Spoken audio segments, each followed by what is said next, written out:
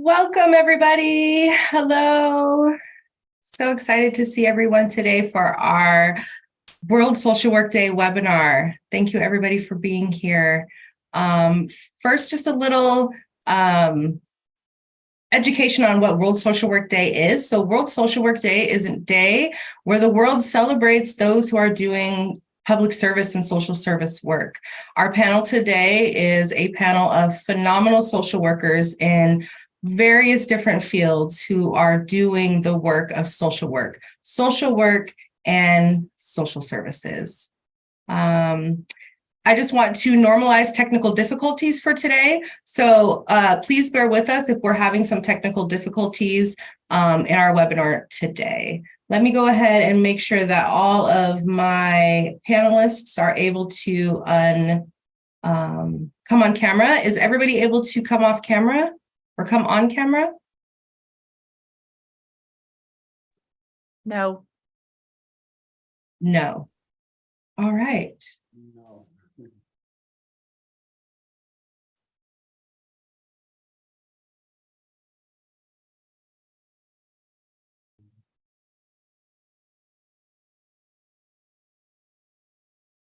There we are. Everyone should be able to start their video now. Yay! Thank you for bearing with me in my technical difficulties. Welcome, all of our wonderful panelists. Welcome to our webinar today. Welcome to all of our participants today as well. Like I said, World Social Work Day is a day for us to come together and celebrate the work that's being done by individuals and communities. And so I will be off and on camera. I'll be dealing with technical stuff, but I first wanted to introduce everyone to Alberto Olivas. He is the executive director of our center here, the Pasteur Center here at ASU. Alberto?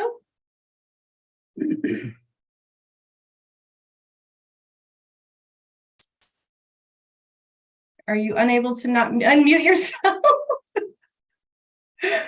All right, let me change that for you.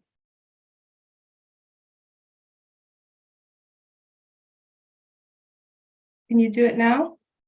Yay. Can you hear me? Good morning, buenos dias, everybody. Thanks, Tiffany, for setting this up and working through the technical issues. This is how we learn how to do all of this anyway. So thanks, everyone, for your grace this morning as we do that.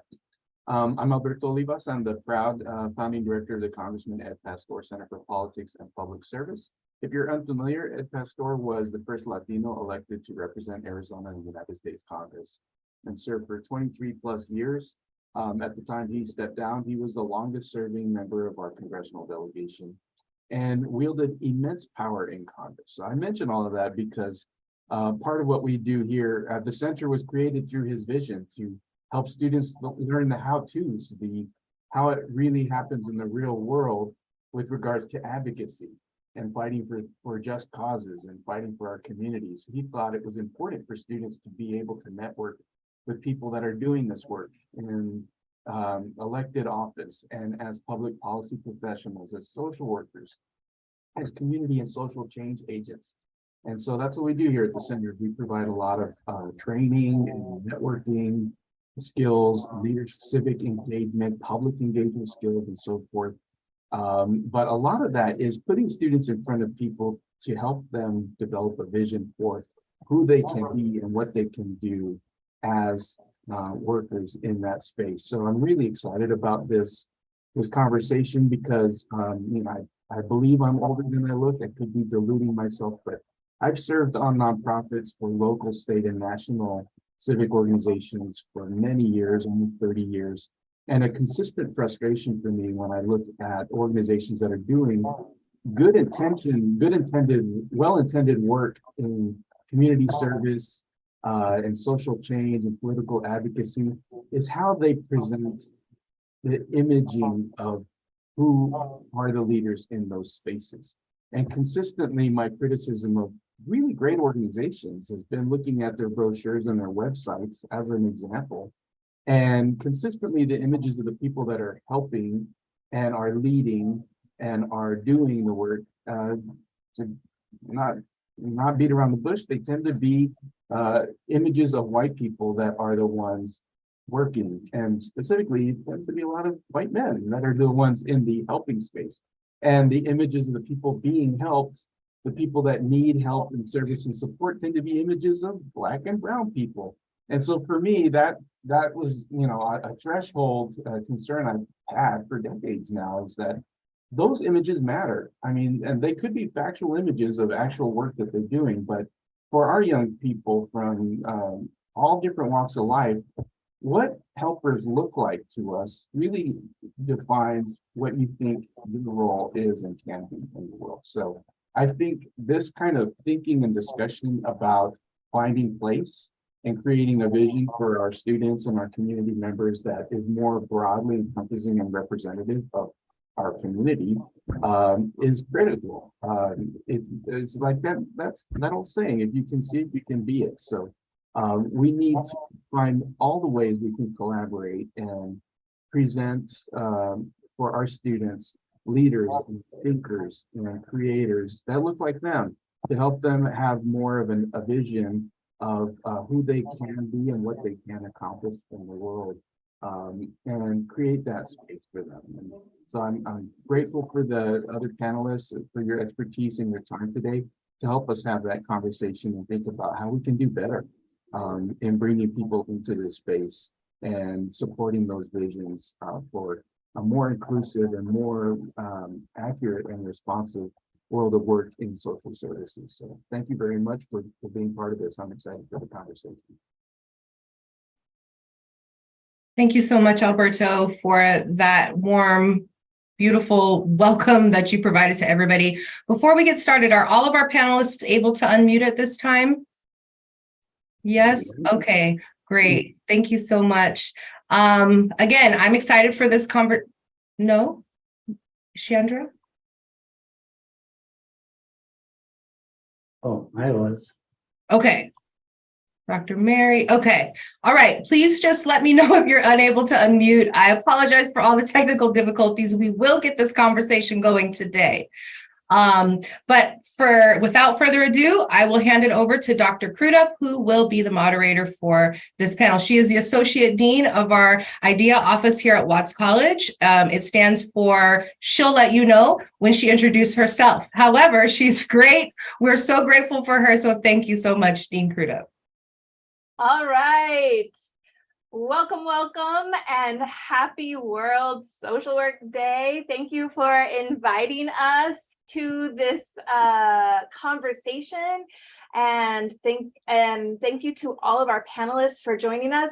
As these conversations go, we have a lot to talk about. I'm looking forward to having a conversation where we can talk about those world examples that you mentioned, Alberto, and discuss what social work is, both what we say we are and what we actually are doing, and discuss how we can kind of meet the gap where maybe what we say we're doing and who we are aren't the same thing, right? Where can we grow, and some lessons learned. So I'm looking forward to a very open, honest conversation around that.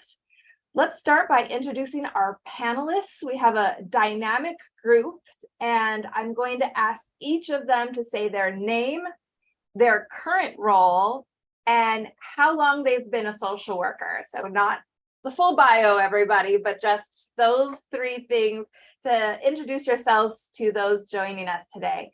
So I will start. My name, like Tiffany said, is Chandra Crudup. I'm the Associate Dean of Inclusive Design for Equity and Access here in the Watts College, and I am a clinical associate professor in the School of Social Work. I have been a social worker since 2004. Is that right? Yeah, since 2004. So I am going to turn it over to Jennifer. We'll start with you and have you introduce yourself next.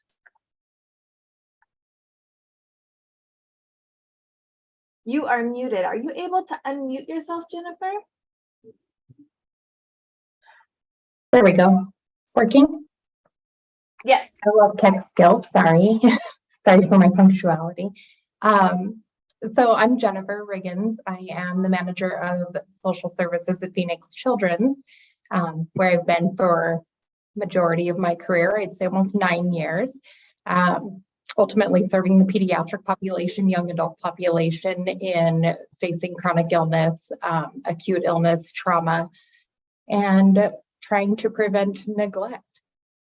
Since I'm just joining, was there anything else I was supposed to include in that? That's Perfect. all. All right, next we have Terry.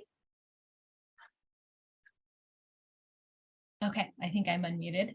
I'm Terry Weibel. I'm the founder and clinical director at Center for Compassion. We are a multi-provider psychotherapy practice that specializes in traumatic grief. So we serve people after the sudden, unexpected, and out of order death of someone that they love. And I have been in this role for the last 5 years. We're having our 5-year birthday in the next couple of months here, but I've been a social worker for over 20 years. I got my MSW in 2009, but have been practicing in the field for about 20 years. Welcome. Thank you for joining us. Melissa. Good morning. My name is Melissa Haley. I am the 14th president of the National Association of Black Social Workers. NABSW is a 55-year-old Black organization with over 70 chapters and 2,000 members across the country. I graduated from Clark Atlanta School of Social Work in 1996. So I have been practicing social work for nearly 30 years. Woo-hoo! We are so excited to have you join us today. Thank you. Next we have Kasa. Yes, my name is Kasa Mere. I am one of the assistant teaching professors at ASU and also coordinator for West Campus social work programs. Yes, and how long have you been a social worker? 2015, I'm sorry. Yeah, 2015, since 2015. All right, welcome. And Tani? Good morning. My name is Tani Baker. I am an assistant teaching professor with the School of Social Work. I am also the baccalaureate program coordinator, so help to oversee our undergraduate programs here with the School of Social Work. And I have been a social worker for a little over 10 years now. Welcome. And Cynthia Leeds. Good morning, everyone. I'm happy to have you all on. Cynthia Leeds, Dean of ASU's Watts College of Public Service and Community Solutions, and then also President's Professor within our School of Social Work. And coming this summer, it will be 32 years for me. Excellent. Excellent. So I love the range. So Tiffany, you did good putting together a well-diverse group of participants. So let's jump into our conversation.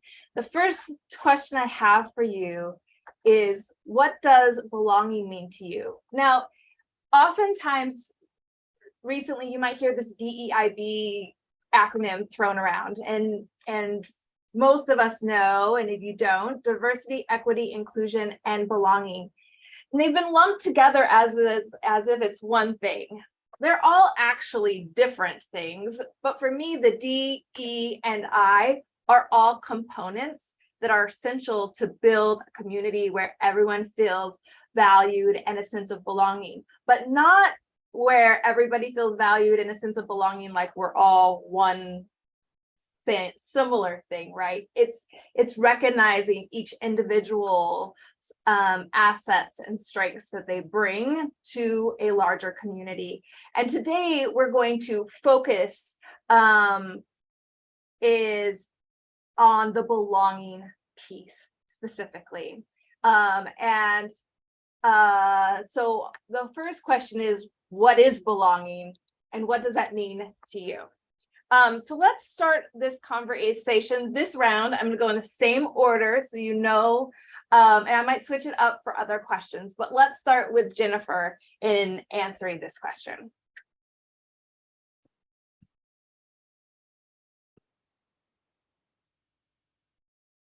Sorry, my mute, I'm telling you. So I think to me, a sense of belonging and inclusion is where people feel connected as a community, have the support they need to navigate, the day-to-day challenges, regardless of, race, ethnicity, any of those pieces. And I always draw back to it. I remember in undergrad when we discussed this years and years ago, and it came up as, are we a melting pot? Are we, all of these pieces? And what I kind of came up with is we're a salad. And so it's all of these different components of the lettuce, the tomatoes, the onions, whatever it is, and we all mix it together to make one unified salad. But with that being said, each piece has a different flavor, each piece has a different process. And so I always go back to that of how are we a salad? Thank you, Jennifer. Terry, what does belonging mean to you?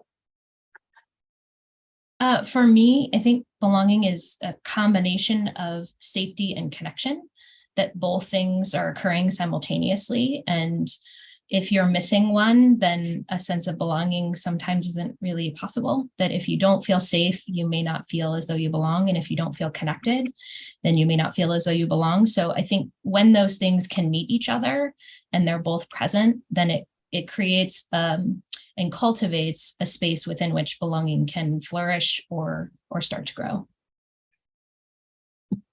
Nice. Melissa, what does belonging mean to you? For me, it is about an interconnectedness, a mutual respect and understanding of values and strengths. It is also ensuring a safe space for those who enter in that space, and that their voice is heard, respected, and acknowledged. Nice. Kasaf. Yes, belonging. I just want to add one more thing here. Trust. When there is trust, an environment where there is trust, and it should be reciprocal.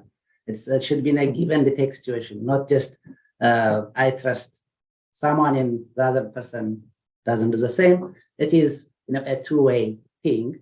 So where there is acceptance, where there is a give and take environment, and you feel safe, trusted, and you do the same. That's and I could say also friendship. You can easily make when you have trust and this kind of things, you can be a friend, make friends in that environment. So that's belonging to me in general. All right. And Tani? A lot of really good keywords here. So safety, connection, trust, reciprocity, support.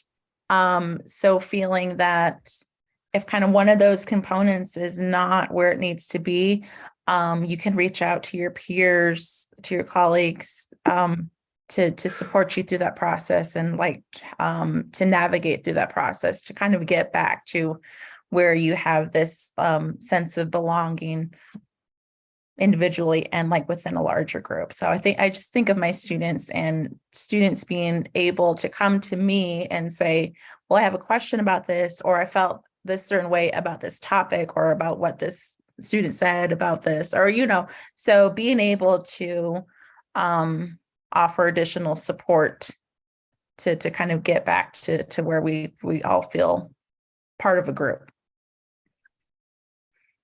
Excellent. And Cynthia. Very well stated, Tani. That was beautiful. And thank you to my colleagues for all of those comments about safety and trust. I guess for me, some of it also comes from social work's 6 core values. Again, happy World Social Work Day, everybody. So one of our values is to recognize the inherent worth and dignity of all people. And so I remember learning that concept way back being a junior in my undergraduate, which is now more than 32 years ago, and thinking that's what I want to be. That's what I care about. And this is a field that is advancing the type of values that I want to embody. Now, I will say we don't and haven't always done it successfully, but it is what we aspire to do. So because of that inherent worth and dignity of all people, that means that we communicate a sincere, unconditional regard and acceptance for everyone, and that we are connected through our shared humanity. And it means that we don't just tolerate or accept differences, but we embrace them. So the commonality is in our humanness, but what makes life beautiful is our differences, and that we can do both things at the same time, fully embrace, love, enjoy, celebrate all the ways we are different, while also connecting through our common sense of humanity. So I hope y'all are taking notes because this is good. I've got salad. I've got some safety and interconnectedness, understanding values and strengths, respect, trust, support, embracing our differences. I think the only thing that I might add is like a place where belonging to me is a place where I can have fun and be my authentic self. And sometimes belonging, like being one's authentic self is where someone feels comfortable enough to have fun, right? And building community is really hard to do if that piece of joy isn't there and people feel like they have to come guarded. So if people feel like they can be themselves without putting on all the layers of masking and armor just to be present, then they feel like they belong. And so that would be the only thing that I would add to all of the great responses of what belonging means to each of you. To build on that, my next question is, what does belonging mean for your organization? And when I ask this question, I'm asking specifically on what is the aspirational, what we want belonging to be, and then what is the reality of where belonging is at, or what it for your organization, because there's the outward, what we say, and then there's like what it really is like. So what does belonging mean for your organization? And so this time I'm gonna switch it up. So get your fingers ready for that unmute button. And I'm gonna start with let's start with Tawny. I think belonging for me within my organization, so as a teacher, and then also within the larger scope of my teaching team and, you know, colleagues, going back to what Alberto talked about earlier is like seeing people who look like me, and being comfortable, like, oh wow, like, okay, you know, this person has done this amazing work with this community. And I think that's really important for our students as well too. I have such diverse, you know, group of students every session. So being a person who has acquired some sort of expertise, you know, in an area of social work knowledge, I think it's really important to like have me up there and to see, oh yes, there's, you know, woman of color who's doing this work and who's teaching us how to do this work.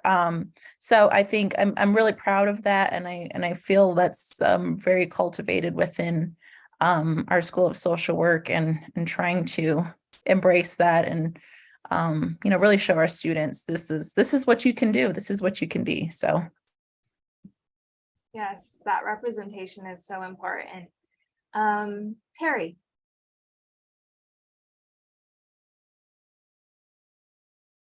What does belonging mean for your organization? Okay, I think I got myself unmuted there again. So I think for me, it's a sense that similar to what you were saying, Chandra, that my staff, anyone that's a part of our organization, would feel like they can be their authentic self while living out the values of our organization. And that would be aspirational, right? To have each person that's a part of our team working toward our shared mission, vision, values collectively, and feel like they're their authentic selves in doing so. And I think where we're at with it in reality is that we're in the process of getting clear about what the actions are associated with our specific values, and then discerning if we're missing anything there. You know, is there something missing here that someone wouldn't be able to come to do this work and be their authentic self through these actions specifically? I love that, adding the actions of what does the value actually look like, right? Not just in words, but in action. That's great. Melissa. So the National Association of Black Social Workers began as a result of discrimination in the major social work organizations. So to be a member of the National Association of Black Social Workers, you have to be Black. It is for people who are Black, who identify as Black, not as a person of color, not as BIPOC, not as any of those things, that I identify as a Black woman, and we are vested members of our community.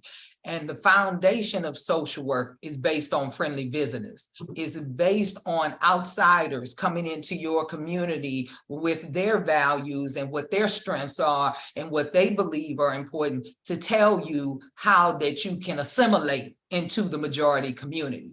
We are about maintaining authenticity for Black people. And in very many organizations that we work with, there are task forces to do that. That is our primary goal. Our code of ethics is to ensure the safety and protect the Black community and to work toward liberation efforts.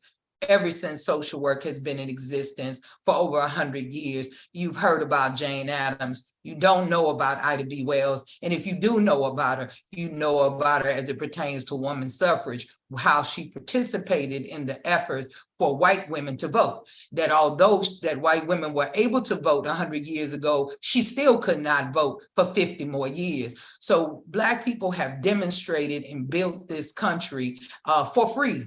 And we have looked, when you look at the outcomes, and when you look at, you see in my screen, it says social work actions.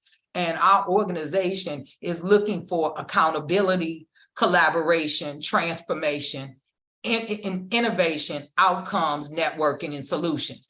And outcomes means that when you look at how Black people in this country are poorly represented in every negative category, in terms of healthcare, in terms of housing, in terms of earnings, in terms of tenure at universities. And those things have been in existence for a long time. So we are dedicated to providing safe space for Black practitioners who can't work at universities and say what they feel because they won't get tenured. Like my father didn't get tenured in 1983. So I'm a second generational social work, and my work is really a passion. It is about a mission. It's 100% about liberation. And I do this for free. That's how much it means to me and to the people that I serve in my community. Thank you for your family and yours work. I appreciate the little history lesson you gave. It's one thing that I've been pushing the rest of the others in the social work field on, making sure that that education is included. Because I know when I went through education to be a social work, all that information was not included. And so we are looking at our curriculum right now on that. And I know Tiffany has been active as well on finding ways our students can get linked up with local chapters so that they can feel supported and be a part of that as well, because there's a huge need for that.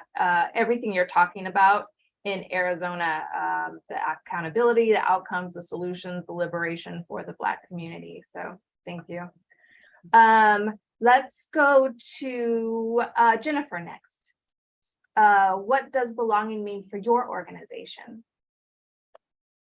Yeah, so at Phoenix Children's, our goal is to be a service to patients and families, regardless of any background, be it, education, race, ethnicity, any of that, because we're ultimately there for the healthcare and well-being of children. And so being able to have that sense of belonging within our organization means that we support each other as teams. That could be the social work team, it could be the medical team, or as we deliver services to patients and families, seeking that guidance and support amongst each other because of the difficult things that we see every day. And then just being able to employ our education and our knowledge as social workers to supporting these diverse populations that we serve. And that may mean that we're bringing education back to the medical team to close the gap of healthcare disparities. And ultimately, again, just serving the community, because that's what we're here for. Thank you. Kasa, what does belonging mean for your organization? Yes, so now belonging at workplace generally, and then I will talk about my experience with ASU. So this is like, the benefit is for both, for the organization and for for the employees, for the organization to bring, the full capacity, the full potential of the employee, to exercise for the benefit of the organization and to achieve agency missions, organizational missions, and things like that. When I see this in terms of ASU, I have that belonging. I have been, allowed to exercise my capacity, my full potential. I have freedom in my teaching, academic teaching. When I share the values and the missions from the mission of ASU about inclusiveness to, School of Social Work mission to develop professionals in that perspective. It's really, for me, I feel belonging in this perspective. So all in all, it is a feeling of the people what matters here. I think Chandra said at the beginning, it's different from diversity and inclusion. We have diversity, we have so many people working together, but how about my feeling? So when I see that, I think I'm like you also being in the field of social work where we have common values, and Dean Liz mentioned the 6 core values where trying to exercise them on a daily basis. That helped too. And, also, preparing my students every day in the classroom in that perspective, I have that belonging, that feeling. That's why I'm doing my job, happily, and sometimes having fun with my students, with my coworkers. So yeah, that's how I say it, and I might add more a little bit later, but I changed even my profession to become a social worker, and ASU introduced that to me. So I kind of find my feet, and then added the feeling. It is really the best thing I can explain that now and in the future. Thank you. Thank you. All right, Cynthia. So many great things said to build on. I'll try to do it briefly if I can. So at the Watts College, we are trying to and seek to develop a truly inclusive work and learning environment. And we're working at it, but we are not there yet. And I appreciate Chandra's point about creating spaces where people can be their authentic selves. And I appreciate Melissa's points about that means sometimes open spaces, but it also means affinity spaces because of the historical oppression and discrimination against certain groups. Affinity groups sometimes are needed to be able to have the safety that you need to be able to accomplish that sense of belonging. I thought also some of the things that Kasau and Tani talked about, I appreciate the point about representation, and Alberto mentioned this earlier. Tani, thanks for raising that again. I mean, we're working hard to be able to increase the representation so our students do see themselves in the classroom and in the people who are providing their instruction. But yes, representation. And it's also some of what Kasau was talking about. If we don't accomplish a sense of belonging, if we just recruit and bring faculty of color to ASU and then say, we check that box, that can be tokenizing, it's offensive, it does not fully embrace and respect the folks that we're bringing here. So while we're seeking to accomplish representation, we have to make sure that this is why belonging, I think, got added to the end of the DEIB. Because if you don't get that sense of belonging, and if you have not created spaces, broader spaces and affinity spaces of which people can be their authentic selves, then we've caused harm in the process of trying to accomplish representation. So it always has to be a yes and what I love about all of you are referencing all of these things through your comments. And I love that you just summarized everybody so far so that I don't have to do that. Terry, what does belonging mean for your organization? Did I miss you? I think I missed you, right? You didn't answer this question yet? Yeah, I did. Yeah, what does belonging mean? Ask question in reality. Yeah, I asked you seconds and then I got lost because I got lost. That's what happens with a group this size. And it's like a Tuesday that's like a Monday. So thank you. Yes, I don't have to summarize for everybody because Cynthia just did that, but I will add that the work that we're doing in the IDEA office for me is also around belonging, is also about building relationships. And so I like the conversation about trust that we said for the individual, how we feel belonging.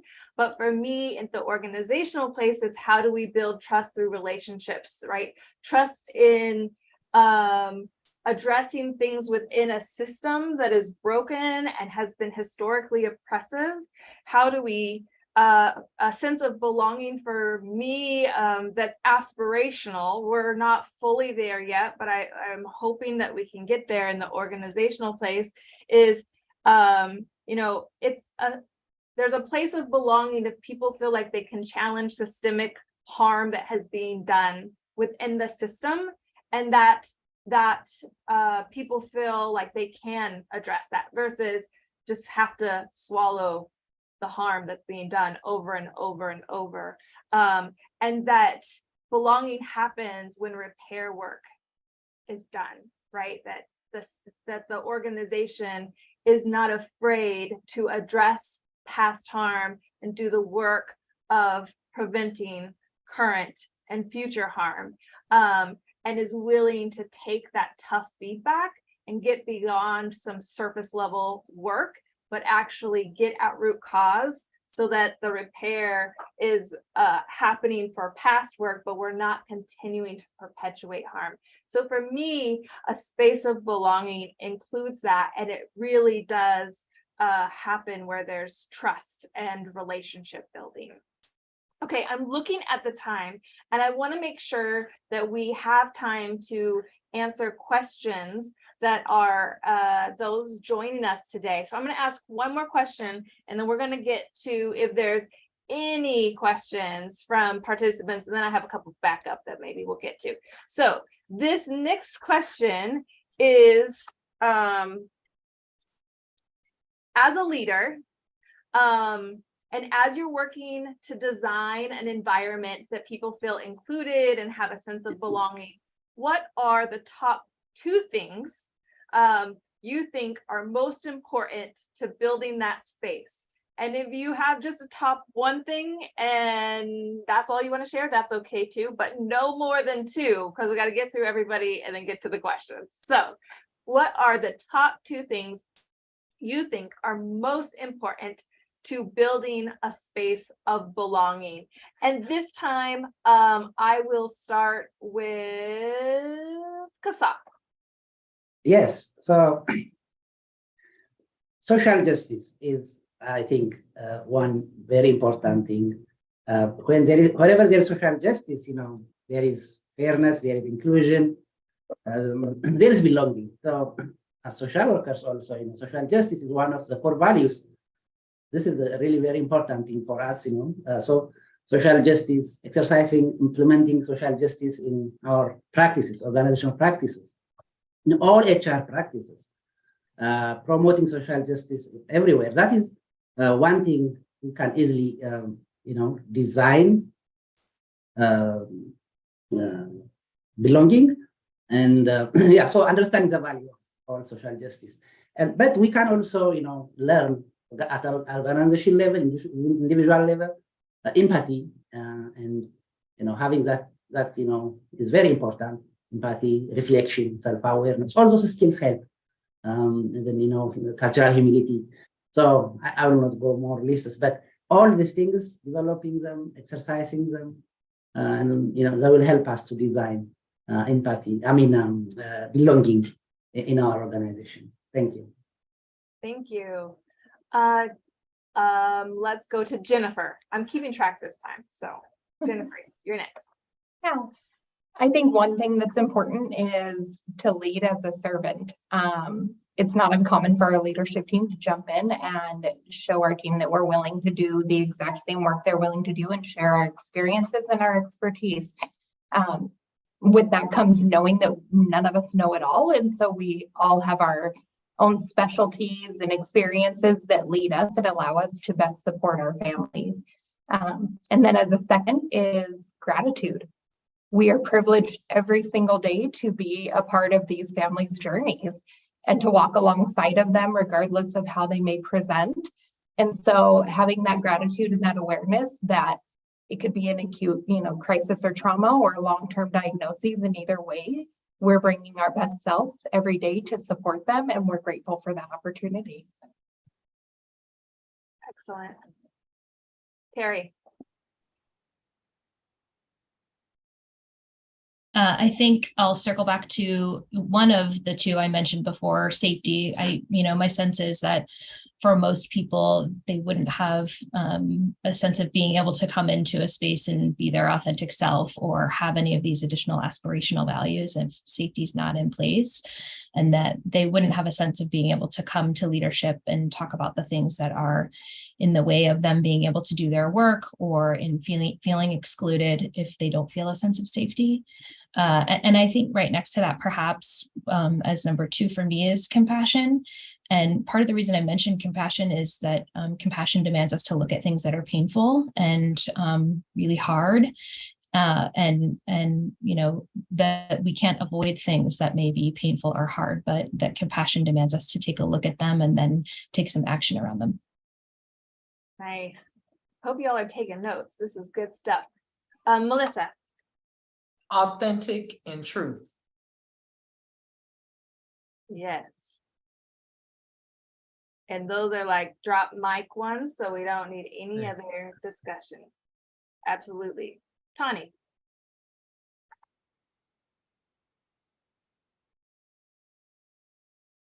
Okay, there we go. I kind of really second what Jennifer shared. Again, within the context of the classroom and working with students, acknowledging I'm an expert in my own life and experiences, and they are as well too.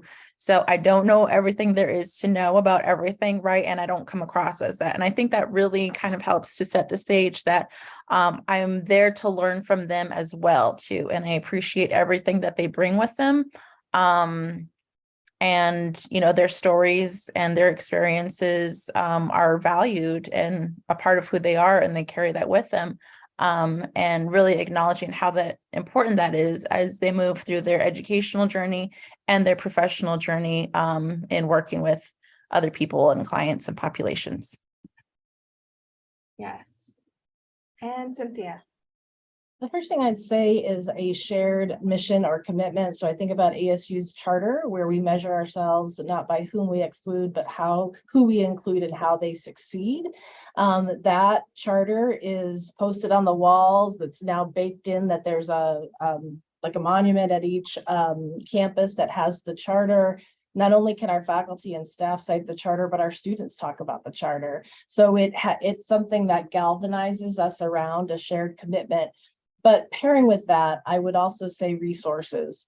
So sometimes we talk a lot about what we're doing and what we want to do in our goals, but then we don't invest in doing those things. And it ends up being sort of like icing on a cake rather than actually being baked in and accomplishing real change.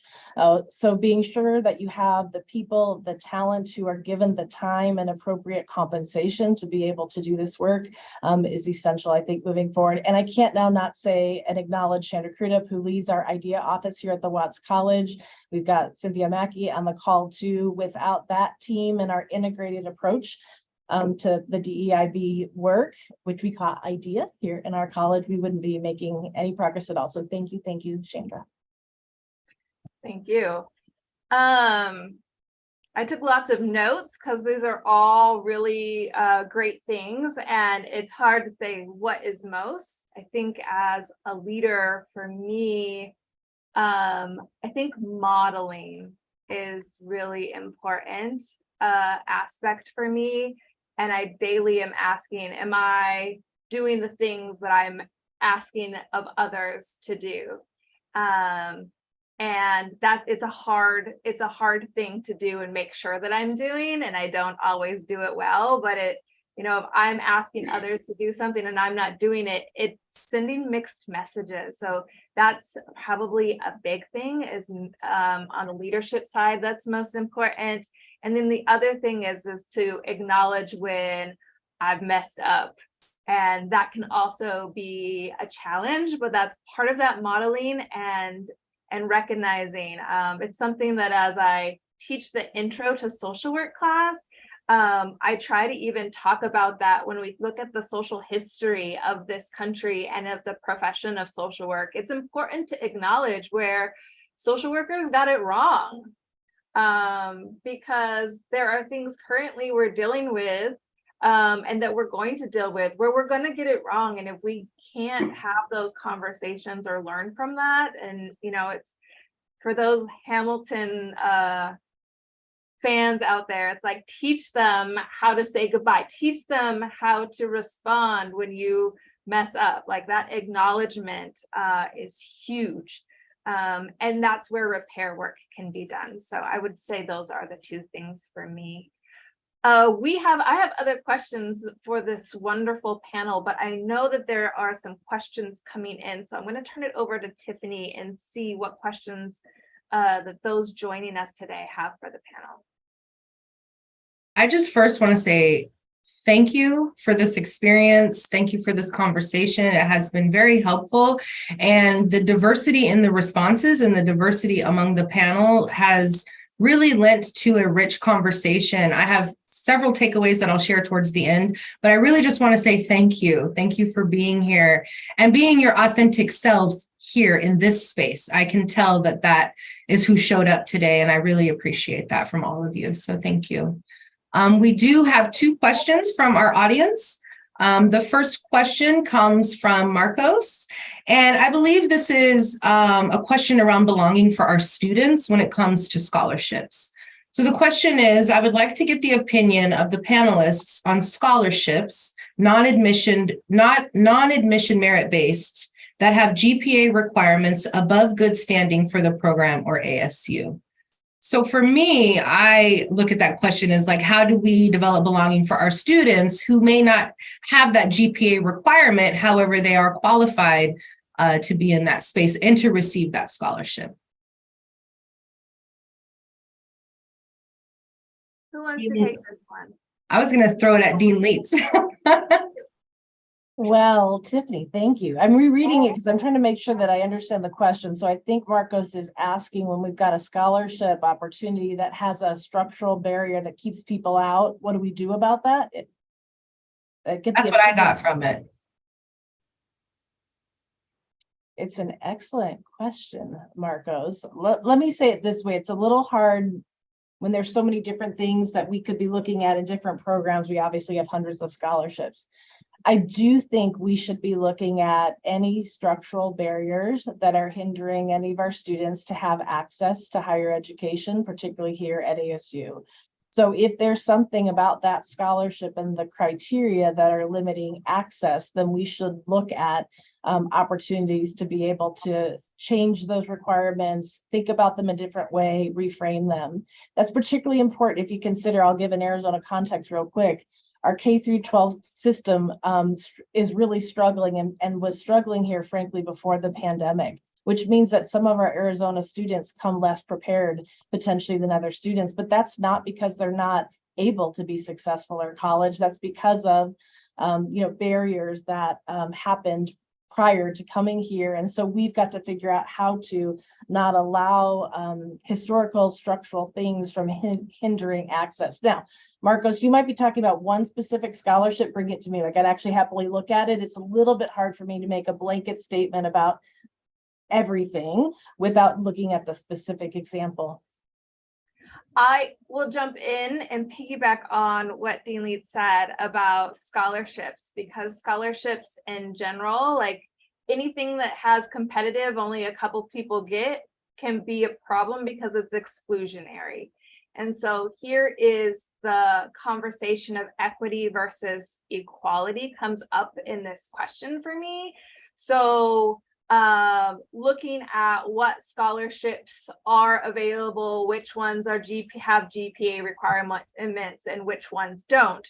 And this is a place where the argument, if there's scholarships for historically underrepresented populations, other people can say, well, then I get excluded. It's not for everybody. And so if there's money to give away and it's not based on GPA and it's based on other things to address those historical and systemic issues that Dean Leitz just mentioned, then why shouldn't we just give it to everybody? Well, not everybody has historically been impacted the same way, right? So it becomes a much more challenging conversation, and how do we support and address on an equity front versus an equality front. And so again, GPA is one thing, without knowing the specific scholarship to look at.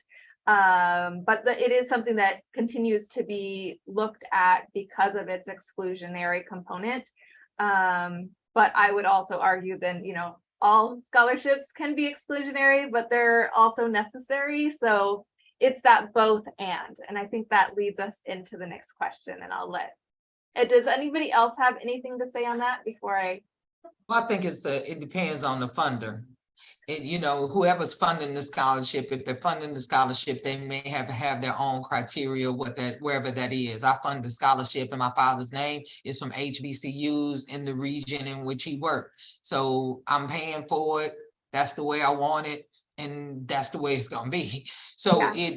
The issue is that you could definitely weight GPA as opposed to making it a criteria that you put a weight on GPA. Your GPA could be 5 points. Okay, you could do something like that, or you can not accept scholarships that whether a disparate impact, whether the intention is or not. But I would think the answer, a quick fix to it would be to weight it and not have it be a make or break on if a person can even apply, but in terms of what the rubric. So that's probably what I would do. I see Alberto has his hand up. Oh, you need to unmute. Y'all got all these responsibilities on me. Go ahead. Thank you. I know I'm not a panelist, so like, how dare I, but No, you're welcome to respond, please. I have a lot to say about scholarships, having served on many scholarship selection committees for private and institutional scholarship programs.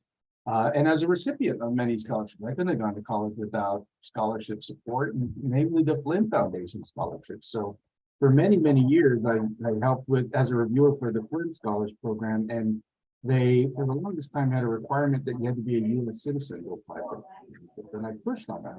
Why? This is a private scholarship. There's no legal requirement to limit it to students that have U.S. citizenship. Why not make this available to students that are at least legal permanent residents? And they weren't hearing that for a long time. They have since changed that policy. But I think to the bigger point, a lot of times it takes someone to ask the why question.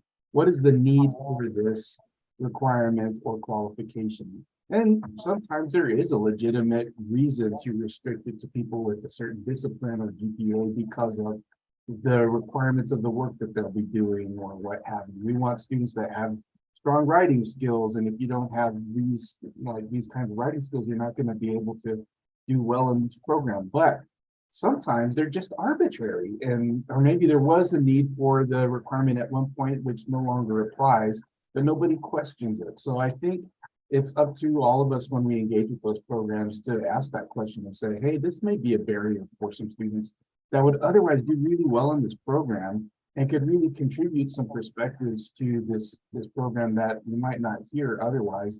So can you explain to me why the GPA requirement to apply is 3.8? And could we lower that? And is it reasonable that students that have a C average could do well in this program? Let's talk about it. Let's get those conversations going. For the scholarships we offer at the Pastor Center, we do ask for GPA and we consider it, but it's not a what's the word for it?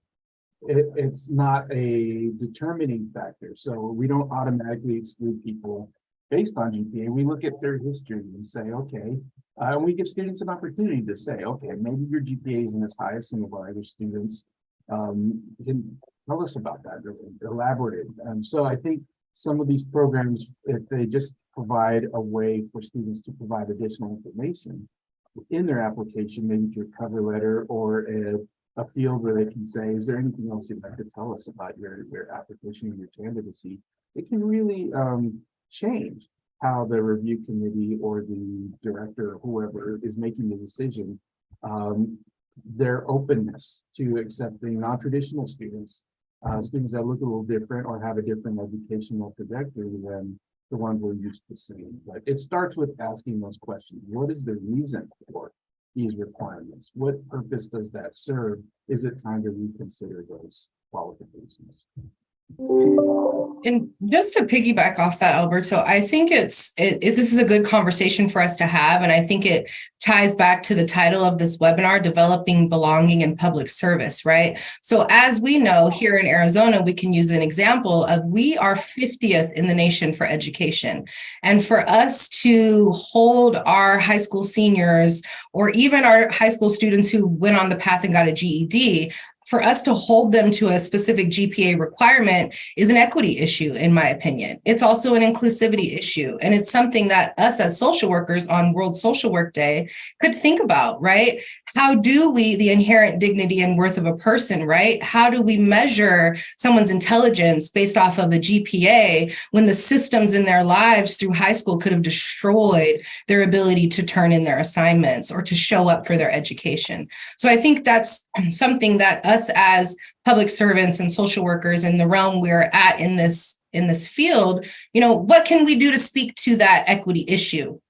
To advocate who are students who are highly intelligent, but they may not look like that on paper, right? And then how can we in this organization include those people and empower them so that they don't feel like their fire is put out because they can't look good on paper, but everything inside of them shows their passion aligns with what they want to do. So I think it's just a larger conversation and a larger introspective piece that we could have as public servants in addressing that equity issue for our youth who are coming into these spaces. And we have to look at what do we need to support them along the way. Right. And that goes back to like the resources and assets and how do we support them so that they can meet their goals? Yeah, so great question, Marcos. Jennifer, did you have something you wanted to add? No, I'm good. You guys Okay. covered it all. Thank you. Yeah, great question, Marcos, and follow up with us if we didn't answer it specifically for you. All right, next question. From Miss Lisa, we have, I like the takeaway from the panelists thus far.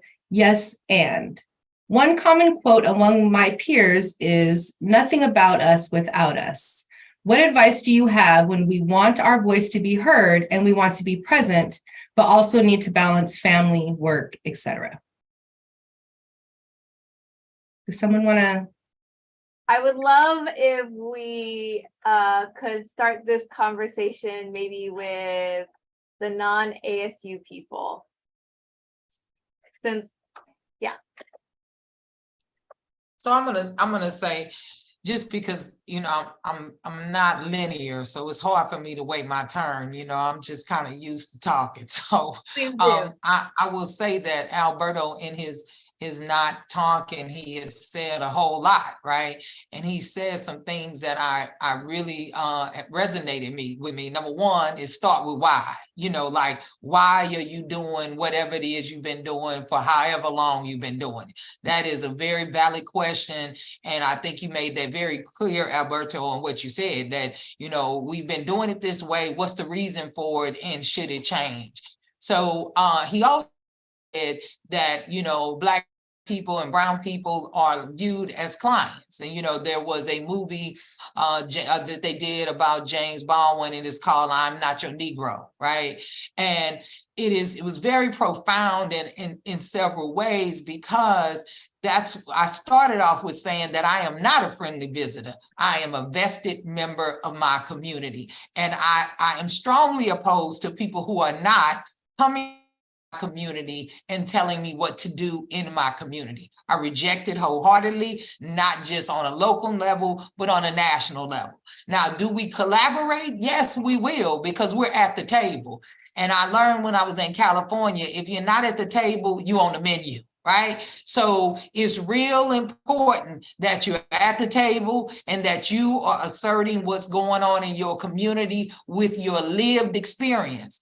And very often what we do is we trump learned experience over lived experience. So if you got a PhD or a DSW or a JD or LMNOP, then that elevates you, right? In terms of the educational field, as opposed to if you've lived in poverty and you've been able to elevate from poverty, as opposed to if you've been in the foster care, kinship care system, your thoughts and opinions about that system. If you've been in the community where you have family members wrongfully incarcerated, wrongfully detained, things of that nature. So it is real important that if you are invited to the table, that you come and you be authentic and you assert your lived experience. Even if you are around people who have learned experience, what you've experienced is valuable and it should be taken into account and it should make a difference in the outcomes.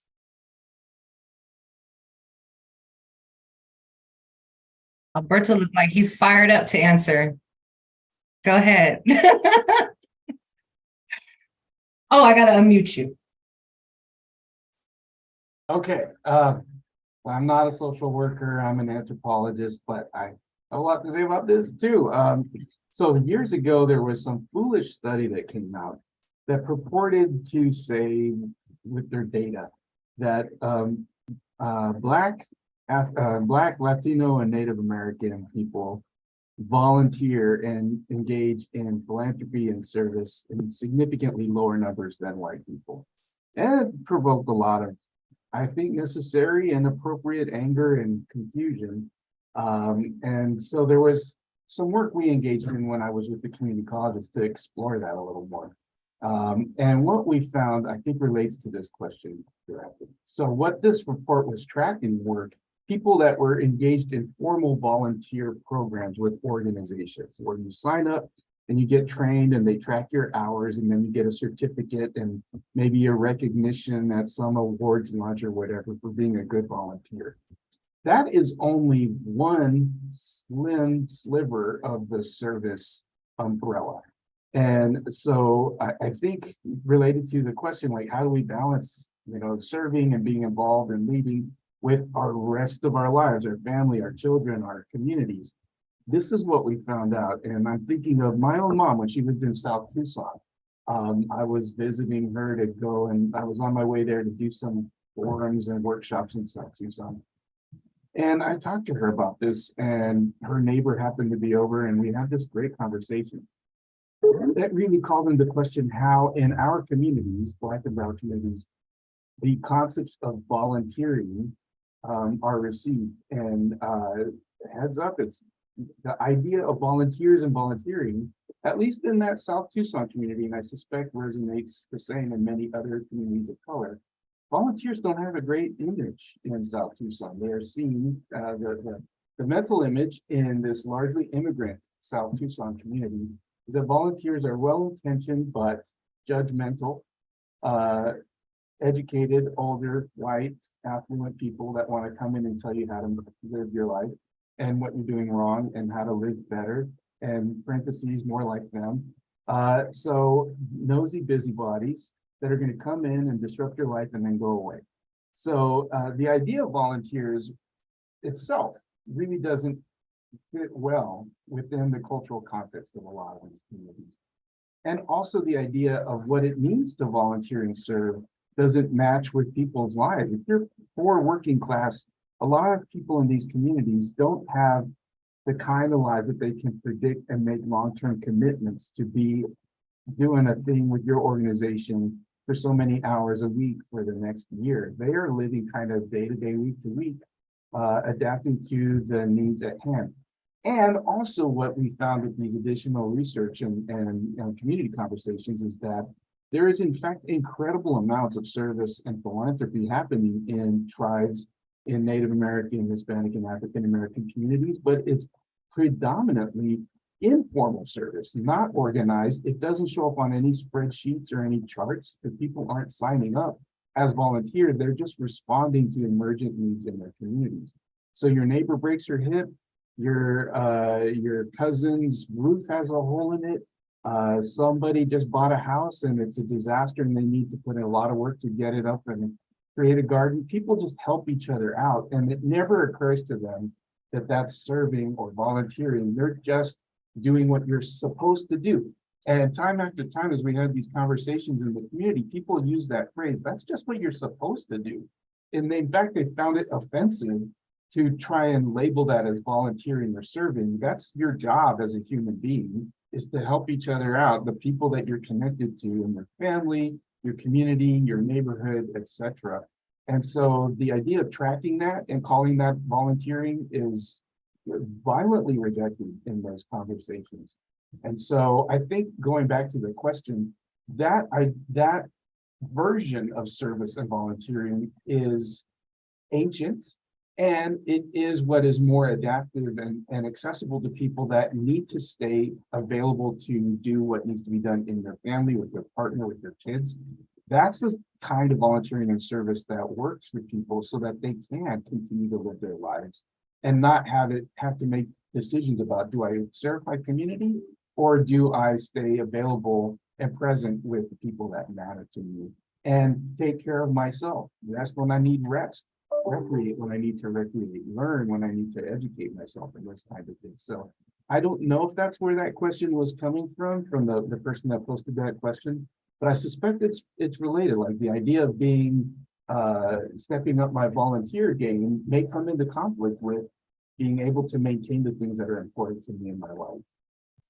Well, Alberto, one quick comment. You're talking about belonging. This whole conversation was about belonging, and your description of that type of service, that is what it is. That was beautiful. I have to jump in here. Yes, he's talking about belonging. He's also talking about social work's long history with the savior concept.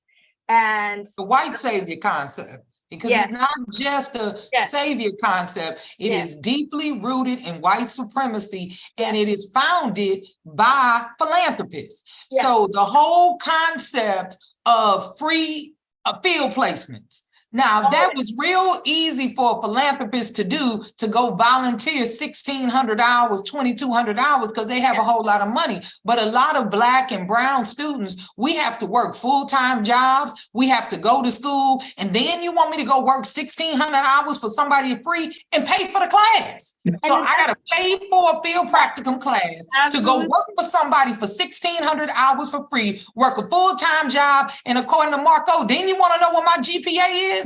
So there are reasons for these outcomes, and they are structural in nature. It is outrageous to have people doing unpaid field placements in an effort to say that they are learning. And it is so entrenched, it has no knowledge that we are viewed as clients, not as practitioners. And so therefore, this whole the way we built social work needs to be dismantled, and it needs to be treated like a profession. And we need to quit taking advantage of financially people who are unlicensed, because you're unlicensed, but those are the people who go into the homes. Those are the people who knock on the doors. Those are the people who have face-to-face. They're not telehelping in your community making $100 an hour. Some of this stuff is robbery without guns, but it's still a felony, all in terms of social work education and practice. So I say that what you say, Chandra, is 100% right. And Alberto has said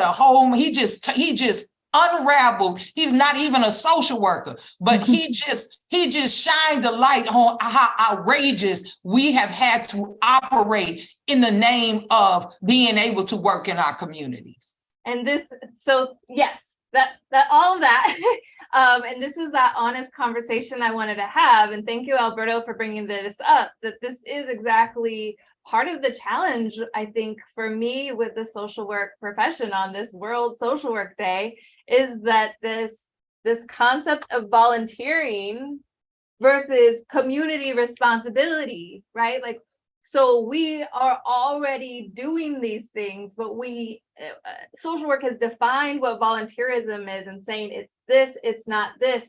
So for some communities, it's not volunteering, right? And if we're looking at it as this, we're doing this charity work, these charity organizations, this charity, this pity, this whatever, versus a community responsibility, like you are part of our community, like This is our community. We're doing this for each other. We all get built up when we all support each other versus charity work. It's part of the problem in how we even understand what our profession is. Service, volunteering, both of those even are problematic. It's not service.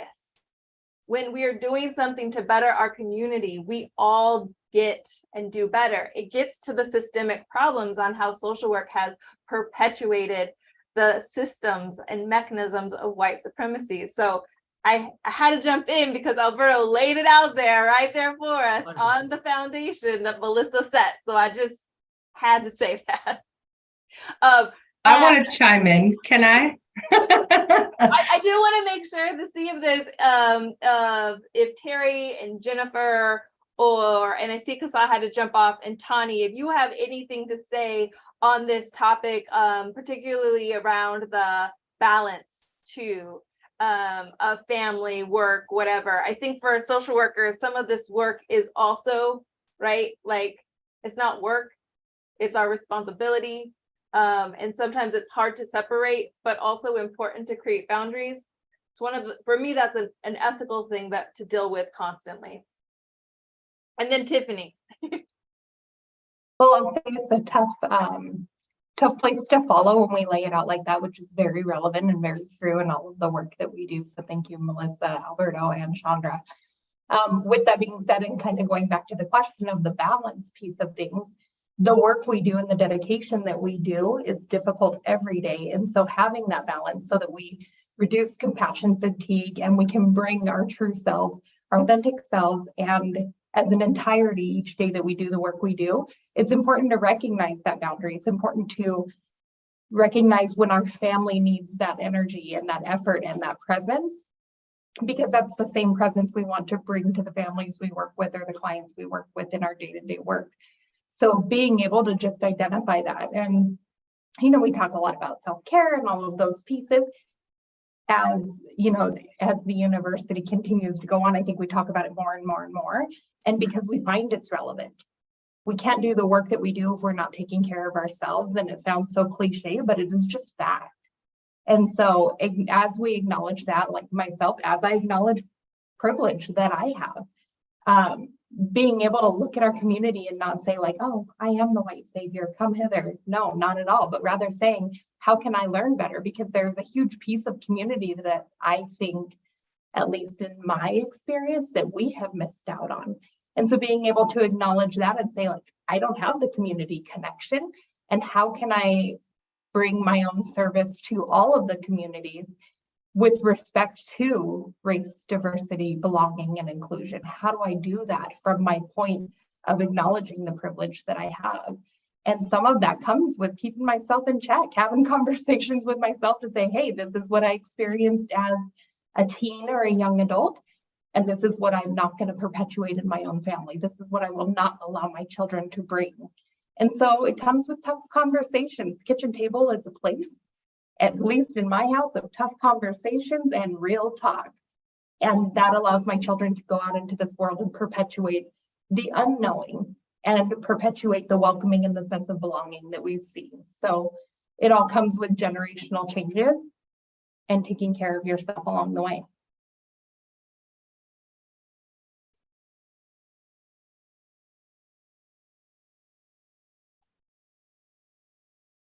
I wanted to take a minute to comment about kind of both conversations. And, Melissa talked earlier about lived experience. And one of the things that we use in our practice to come back to often is, as therapists, a quote that's from Carl Rogers, that experience is the highest authority. And when we're in decision making, we'll often return to that and ask ourselves in making decisions if the people making the decisions have the lived experience in relationship to it. And if they don't, then we need to seek out individuals who have the lived experience and ask for their authority around it, because I wouldn't have it. So I wanted to really, point that out, just in terms of it being incredibly meaningful and important in decision making for leaders. And then second to that, I heard Jennifer talking about compassion fatigue, which is very real. And one of the things I experience in my work that I don't think is talked about enough in our field is compassion satisfaction. And especially when you're really committed to the community that you are a part of and have a sense of belonging to, that compassion satisfaction can be something that really helps to mitigate the felt sense of fatigue that you might experience, and is a conversation that we try to have here often, of where those places are that you might be experiencing compassion satisfaction as part of your work.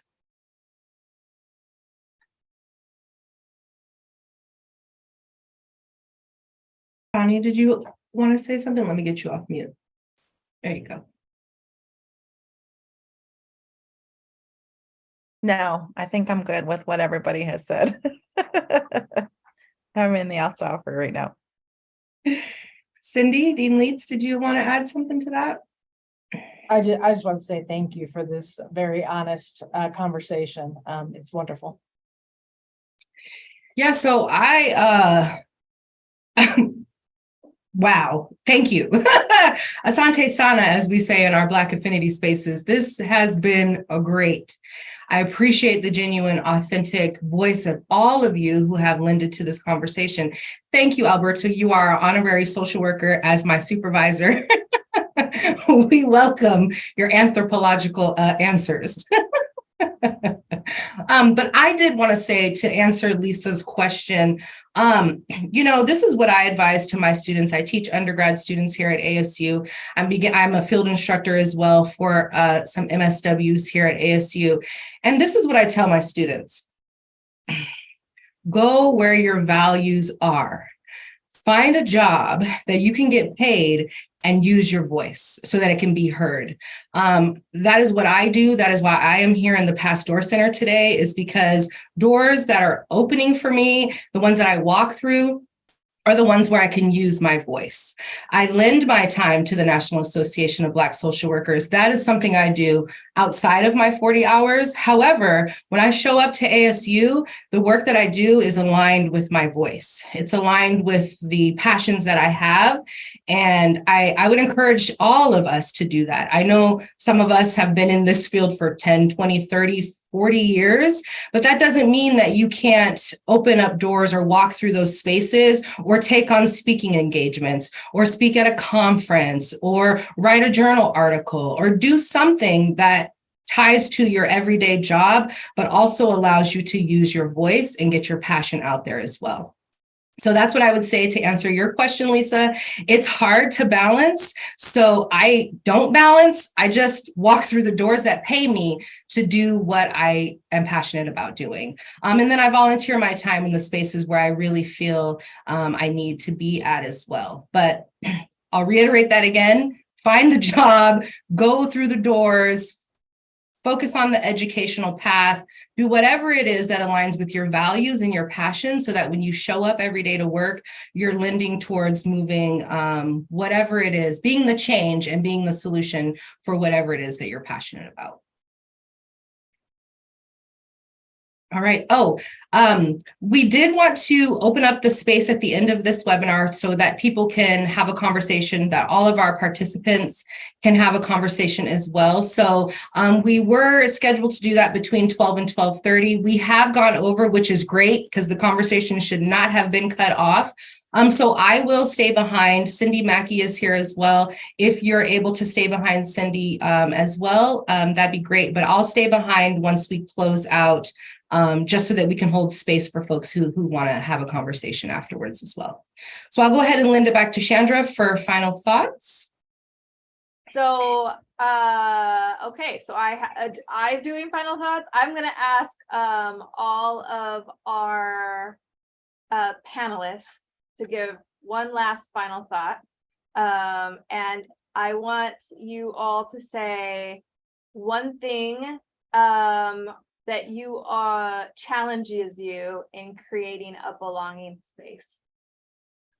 We'll end with that so that it's an actionable thing. What are things that we're working on to continue to develop our skill sets as leaders to create a belonging space? I like to focus on the action piece.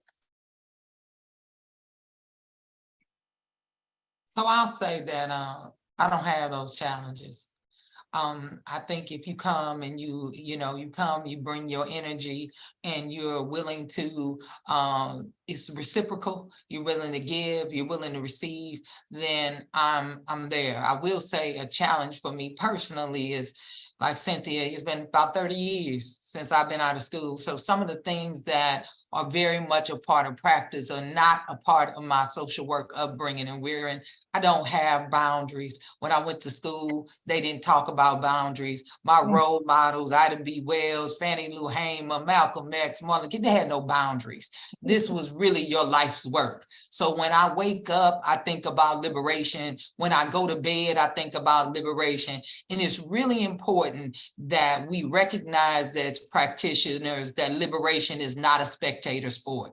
It is not something that you watch others do. It's not something that you say, this is what needs to be done. It is an opportunity and it is a demand for you to get in the game. So I can be reached at president@nabsw.org, but don't call me with any suggestions. I have no suggestion boxes. I have implementation boxes. So if you want to do something, you about actions, I'm 100% about actions.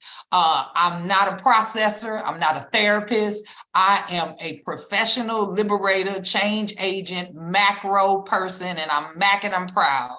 So I believe that the solutions for liberation is on a higher level. I think too often as practitioners, we work on micro levels and we're dealing with the problem after it began.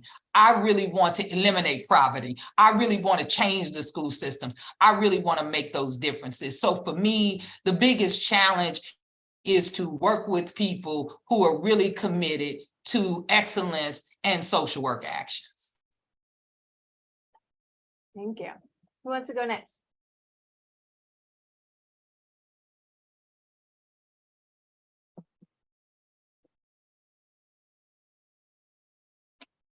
I guess I'll go for next. I think for me, the greatest challenge is being able to find that balance, being able to lead a team of 80 social workers from all different experiences, backgrounds, and still creating that sense of belonging, still creating that compassionate space because of the work we do.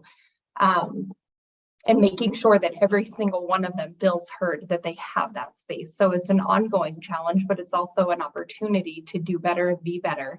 If we think back to, a mentor I had who said, we crawled so they may run. So how may I help them run? Because a lot of our social workers are new, they're new grads, they're coming out of school. How do I help this team run? And so it sticks with me in the work I do every day. Excellent. Next. To add along to that, thinking about the space as a teacher and teaching future social workers, especially in a diversity course, not being able to include everybody, right? Not enough time to discuss all of the different identities, all of the different issues that we're faced with. Just not enough time to be able to do that within, the confines of a classroom and a classroom meeting space and time. So I think that's one of the challenges. There's just too much. There's so much to discuss and cover and think about and talk about. And there's just within that teaching space, there's just not enough time.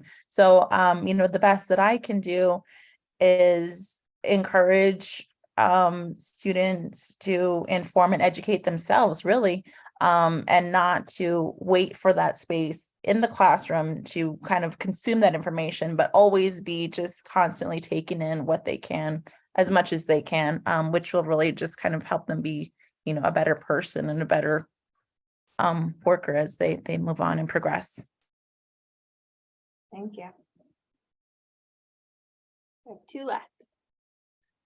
I think for me, one of the things I run into a lot is systemic barriers, especially as a therapist, running into systemic barriers related to managed care or related to, licensing regulations, those sorts of things, that they can really create a space within which both our clientele and our staff end up running into spaces within which they don't feel a sense of belonging because of the barriers that are created within the systems themselves. And I think I would add, when we got talking about, I think it was question number 2, about things that we need to do in terms of the design of environments that are accomplish a sense of belonging. I don't think the concept of accountability came up when we were doing the list of modeling and resources and all the things that other folks said. So I think in terms of taking action, I'm trying to listen better, pay attention, take action, and hold myself and also others accountable. Because when you have a leadership role, you're responsible first for yourself. And I'm accountable to make sure that I am modeling, as you were talking earlier, Chandra, about the things that we want to model. But it does mean in my particular role, things happen in our environment that are not consistent with an inclusive environment. And that means I have to sit down and have tough conversations with people. And I've been noticing over the past year, I've had a lot of those conversations. So there's the macro structural issues that Melissa is so compelling in her speech about. I could not agree anymore. And at the same time, some of the micro stuff is not about the micro practice, but the micro accountability for when people are not contributing to that sense of trust and safety that you all were talking about earlier. Then we have to speak up and talk about it. And I'll just wrap up and say a challenge for me is always dealing with the push and pull of pushing for change, like that change that needs to happen.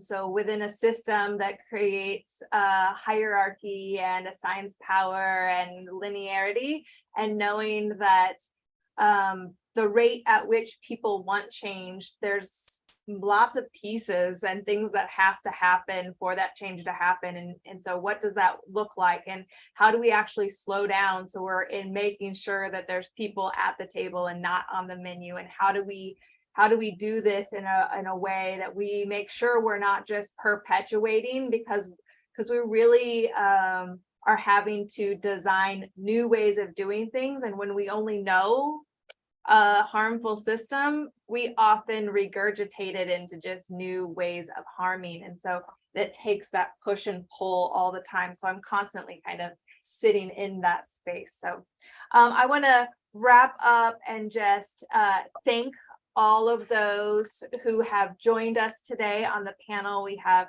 Jennifer, Terry, Melissa, Kasa, who had to jump off, Tani, and Cynthia. Thank you all for participating in this conversation, and thank you to Alberto and Tiffany for hosting it on World Social Work Day, this important conversation.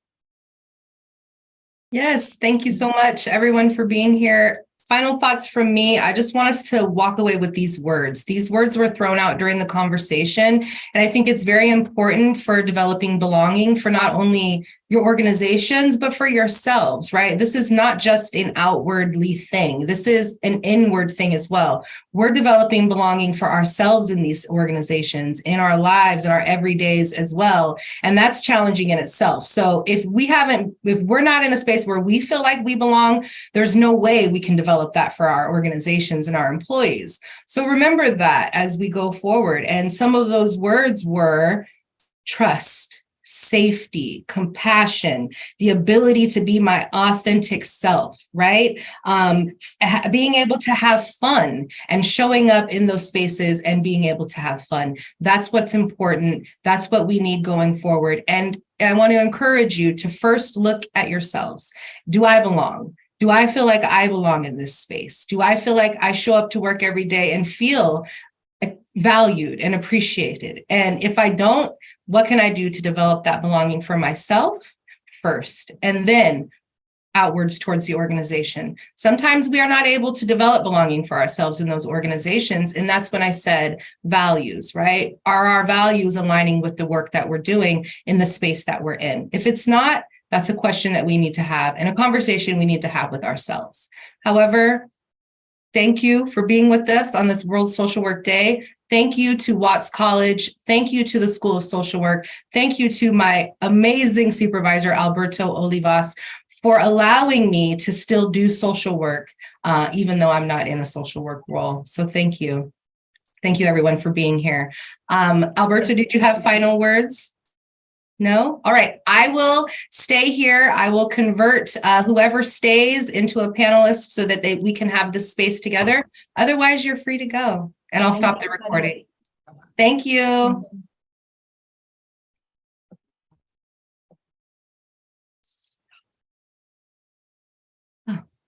Hey, let me convert these folks. Promote, promote, promote, promote, promote.